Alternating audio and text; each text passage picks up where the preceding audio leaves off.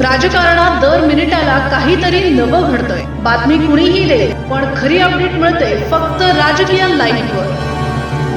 नरहरी झिरवाळ सध्या अडचणीत आहेत, कारण त्यांच्या स्वीय सहाय्यकापर्यंत आता विषय आलेला आहे।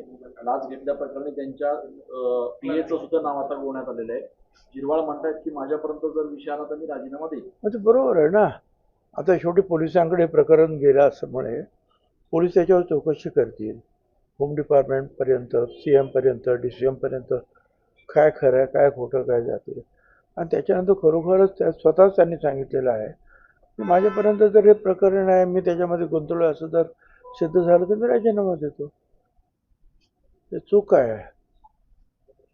म्हणजे पण याच्यापूर्वी सुद्धा झिरवाळांच्या संदर्भात अनेक तक्रारी होत्या। आता ते जे आहे हे जनरल आपलं चर्चा झाली काय, त्याच्यावर प्रत्येकावर आपण चर्चा करत असतो।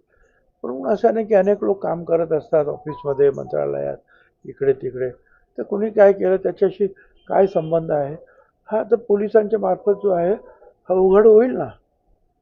तर विलिनीकरणाच्या संदर्भामध्ये अद्याप काही निश्चित ठरलेलं नाहीये। समोरून प्रस्ताव आला तर आम्ही ठरवू असं सुनील तटकरे म्हणतात।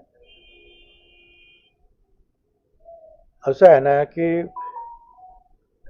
मला हे कळत नाही की रोज विलिनीकरण काय ही चर्चा आहे। विलिनीकरणाचं काय करायचं, आजही करता येईल, 1 महिन्याने करता येईल, 2 महिन्याने करता येईल। घाई करण्याचं काय कारण काय आहे। सुनेत्राताई तेथे आता उपमुख्यमंत्री म्हणून बसलेले आहेत।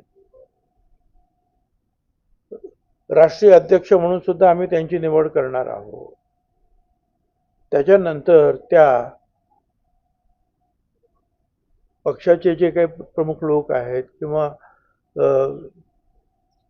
त्यांना ज्यांना वाटतात त्या सगळ्या लोकांना कमिटीला बसून बोलवतील, काय करावं, चर्चा होईल। शेवटी एवढे मोठे निर्णय जे आहे हे दोन्ही बाजूच्या लोकांनी चर्चा करूनच होईल ना। तर ते होईल, त्याच्याबद्दल एवढी घाई करायचं काही कारण नाही। परंतु आज ते ठरलंच होतं, ते झालंच पाहिजे ह्या म्हणण्यात काहीच आता अर्थ राहिला नाही। नवीन तिथे कॅप्टन आलेले आहेत काय, त्यांना बसू द्या, त्यांना काम करू द्या, त्यांना समजून घेऊ द्या, नंतर बघतील ते काय करायचं ते। आज आमच्या समोर हा विषय खरोखरच नाही।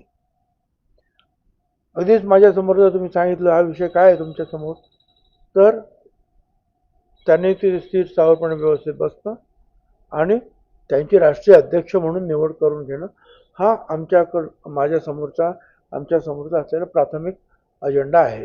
आपल्या पक्षातलेच काही आमदार जे आहे ते त्यांचं मत व्यक्त करताय की विलिनीकरण झालं पाहिजे, अशी खूप आमदारांची इच्छा आहे। असं हे मोघमपणे काही बोलण्यात काही अर्थ नाही आहे। आणि आता आपण कॅप्टन नेमलेले आहेत ना, आपण ते विचार करतील ना, बसलेत ना ते काय हे, आणि मग बघतील काय करायचं ते।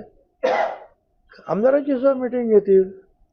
अरे पण सध्या जे आहे हा म्हणतो म्हणून तो म्हणतो, तो म्हणतो म्हणून तो म्हणतो, एवढी घाई काय आहे एवढ्या सगळ्याची।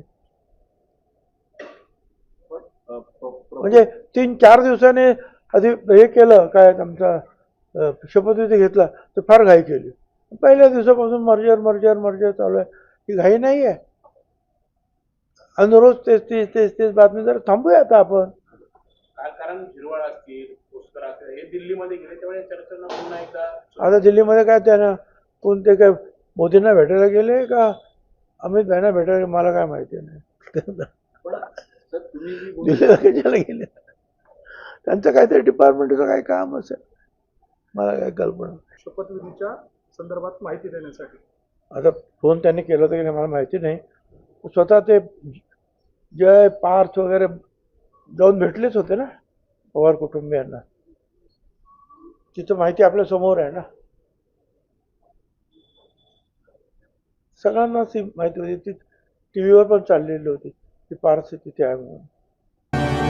राजकीय घडामोडींचा सर्वात वेगवान अपडेट फक्त इथेच राजकीय लाईव्हवर। आमच्या YouTube चॅनलला लाईक, शेअर, सबस्क्राईब करा आणि रहा राजकारणाच्या रणभूमीवरील थेट नजरेत।